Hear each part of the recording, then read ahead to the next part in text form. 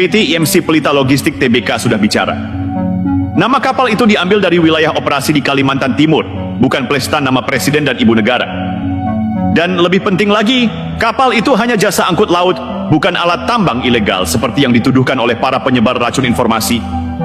Inilah bahayanya kalau ruang publik dikuasai oleh provokator tanpa akal. Nama JKW Mahakam langsung dipelintir seolah-olah konspirasi keluarga Jokowi. Padahal tidak ada satupun bukti yang bisa berdiri.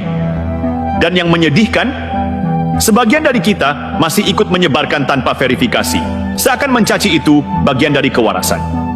Maka mari kita luruskan. Presiden Jokowi dan Ibu Iriana adalah simbol negara. Menyeret nama mereka dalam isu murahan tanpa dasar bukan hanya tidak etis, itu bentuk pengkhianatan terhadap martabat bangsa sendiri. Kita boleh kritis, kita boleh berbeda pendapat, tapi kita tidak boleh kehilangan akal sehat. Sudah saatnya kita bersatu membangun IKN, bukan mencabiknya dengan fitnah. Sudah waktunya kita mendukung pemerintahan yang tengah bekerja keras demi masa depan Indonesia, bukan justru menebar keraguan atas fondasi yang sedang ditegakkan. Dan untuk Gibran, teruslah melangkah. Jangan gentar oleh cercaan yang lahir dari iri hati. Negeri ini butuh pemimpin muda yang tidak hanya cerdas, tapi berani. Dan bagi kita semua, sekarang adalah momentum.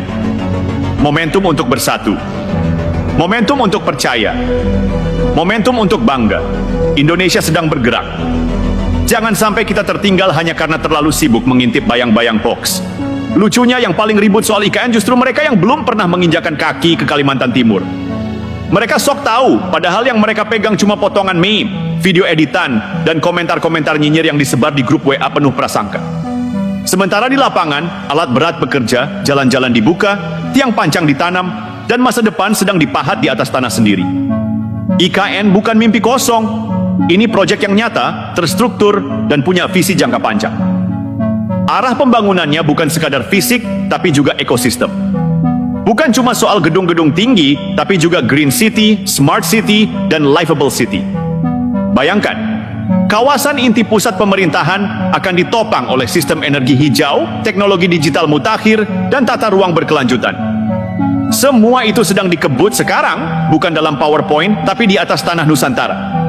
Lalu di mana suara dukungan? Kenapa kita justru lebih senang mengkritik daripada mendukung? Apa kita begitu takut melihat Indonesia bangkit? Atau jangan-jangan ada yang memang tidak ingin negeri ini jadi kuat karena mereka sudah terlalu nyaman hidup dari kegagalan bangsa sendiri?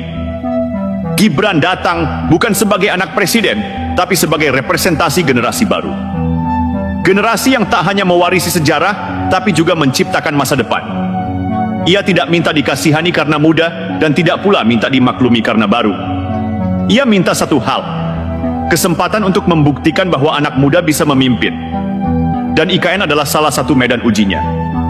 Ketika dia duduk di Istana Wapres Nusantara nanti, itu bukan soal prestis, itu soal tanggung jawab besar yang siap ditanggungnya, bahkan ketika yang lain masih sibuk meremehkan. Kita harus paham satu hal, ini bukan hanya soal proyek infrastruktur, ini soal psikologi nasional. Ketika IKN berhasil, Indonesia akan bangkit dengan cara pandang baru.